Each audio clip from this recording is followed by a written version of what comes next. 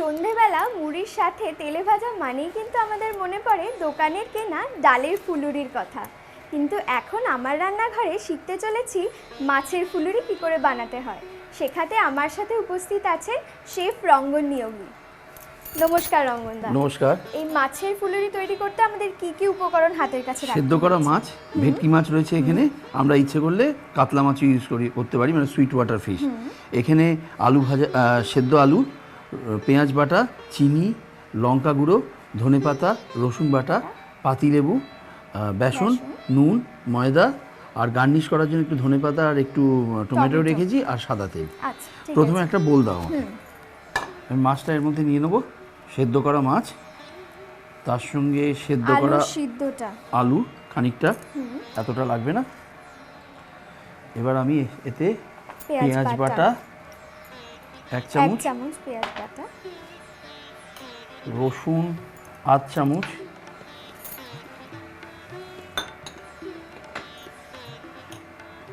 লঙ্কা গুঁড়ো যে যেরকম ঝাল চাইবে,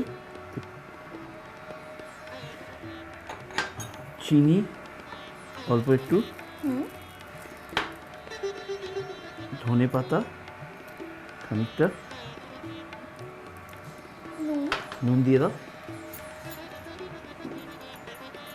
ব্যাস। একটু লেবু নেব, লেবু রস। মাছটা আমরা সেদ্ধ করার আগে ভিনিগার আর জল দিয়ে ভিজিয়ে রেখেছিলাম। কতক্ষণ আগে? আধ ঘন্টা ভিজিয়ে রেখেছিলাম। এবার মাছটা আলুটা একসঙ্গে চটকে ফেলবো, সব ইনগ্রেডিয়েন্টসগুলো সমেত। আচ্ছা, এই মাখাটা মানে কতক্ষণ আগে থেকে মেখে রাখতে হবে?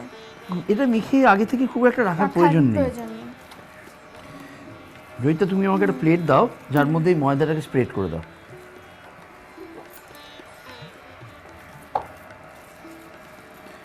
এমনি জাস্ট ঢেলে আমি ময়দায় রোল করে নেবো এটা, ব্যাস, ঠিক আছে। এবার তুমি আমাকে আরেকটা প্লেট দেবে, যে প্লেটে আমি এগুলো তুলে তুলে রাখবো। আচ্ছা, গোল করে নিতে হবে এরকম।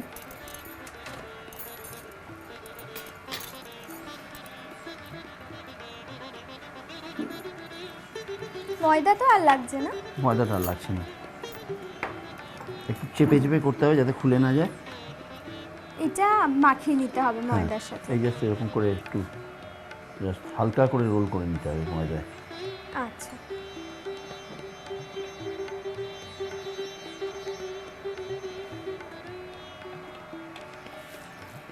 দেখি আমি একটু করে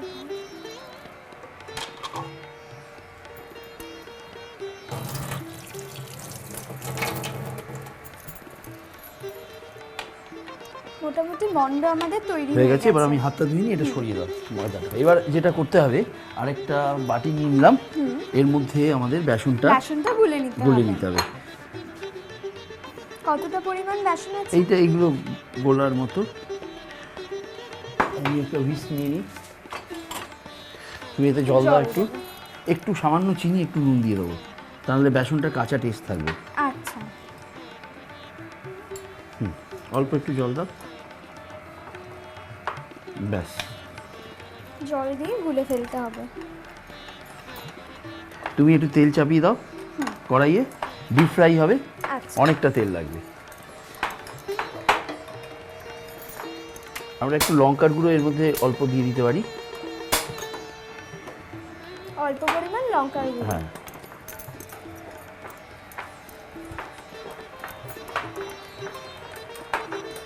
যেহেতু তেলে ভাজা, তার জন্য একদম ডুবো তেল না হলে চলে না।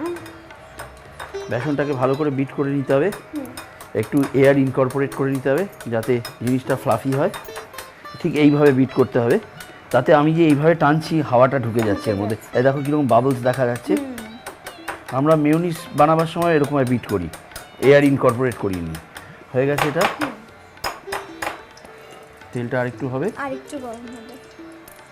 তেলটা গরম হয়ে গেছে। এবার আমাদের যেটা করতে হবে, এইটাকে এক একটা করে বেসনে ডুবিয়ে ভাজতে হবে। দেখবে লেগে যাবে, আস্তে আস্তে স্টিক করে যাবে।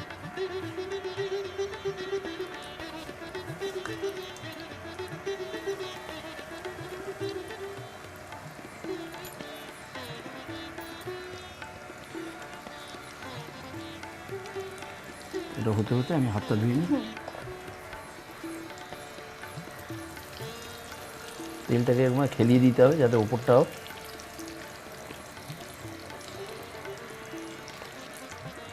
ওই যে আমরা বেসনের মধ্যে এয়ার ইনকর্পোরেট করেছিলাম, যার ফলে কীরকম ফুলে যাচ্ছে।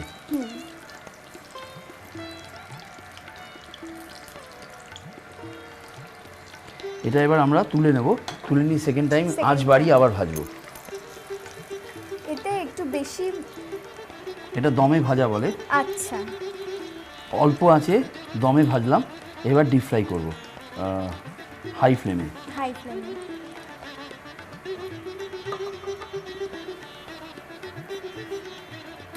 তেলটা ছেঁকে নেব, রেসিডিউগুলো তুলে নেব। এরপর এই তেলে একটু গ্যাস বাড়িয়ে দিয়ে তারপরে তেলটা বাড়িয়ে করতে দিচ্ছি হবে। ফুল। তেলটা একটু গরম হোক।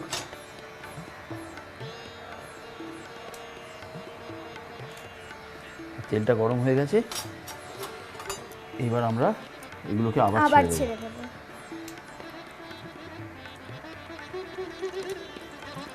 এতে মুচমুচে ভাবটা অনেক হয়। এই যে তেলে ছেড়ে তুলে নিলাম, এতে এর ভেতরে যে হিটটা থেকে গেল সেই হিটে এটা ভেতরটা হয়ে গেল। আচ্ছা, এইবার আমরা এটাকে ভালো করে ডিপ ফ্রাই করব। দু পিঠ উল্টে উল্টে, ঠিক বেগুনি যেরকমভাবে ভাজে। যেভাবে ভাজে। এবার আমাদের একটা সার্ভিং বোল নিতে হবে, হয়ে গেছে। এটাকে সার্ভ করে দাও। হ্যাঁ,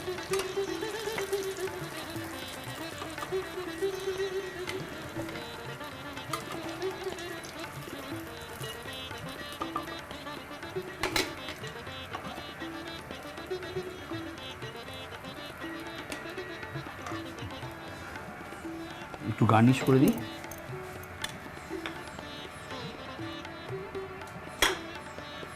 ধনে পাতাগুলো নিয়ে এখানে দিয়ে দিলাম। টমেটোটাকে একটু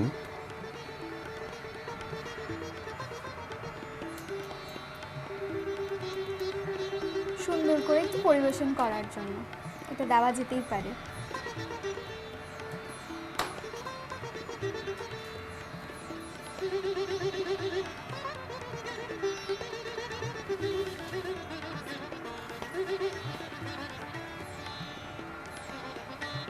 এর মধ্যে যদি একটু পাতিলেবুর রস দেওয়া যেতে পারে তাহলে তো একটা ফাটাফাটি ফ্লেভার, ফাটাফাটি মুখরোচক একটা জল। আমাদের ফুলুরি রেডি। অনেক ধন্যবাদ রঙ্গনদা। জয়িতা রান্নাঘরে তৈরি মাছের ফুলুরি এবার আপনিও বানিয়ে নিন আর জমিয়ে দিন সন্ধ্যের আড্ডা।